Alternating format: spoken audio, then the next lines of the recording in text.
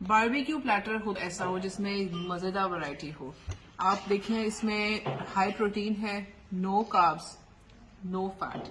ये आपका ग्रिल हुआ हुआ फूड है और ये हाई एंड प्रोटीन है एंड लो कैलोरीज है। इसमें अगर हम देखें तो क्या इसमें सैलेड बहुत मजे का, पूरा इतना अच्छा खूबसूरती से उसको उन्होंने साइड्स पे दिया हुआ है। खीरे हैं, सैलेड पत्ता है, टमाटर है, प्याज है। इसके अलावा सबसे मजे की चीज है इसके अंदर बारबेक्यू है, ये कबाब्स हैं, आई थिंक ये रेशमी कबाब है, और ये मलाई बोटी लग रही है, ये टिक्का बोटी है, ये फिश टिक्का है, और ये भी मलाई बोटी टाइप की शेप। आई थिंक ये कुछ और है, ये कुछ और है, मुझे इसका नाम नहीं आता, लेकिन सब बहुत मजे की और यमी वैरायटी है। जब आप जाएं तो वही चीजें खाएं, स्पेशली रात के, जैसे अभी रात का वक्त है, दिस डिनर टाइम, तो वी वुड प्रेफर कि हम लाइट चीजें लें जो ग्रिल हो और जो आपके मैदे को खराब ना करें, अच्छी तरह हजम हो जाए, इजीली हजम हो जाए। सो खाना खाएं, वॉक करें, ग्रीन टी पिएं और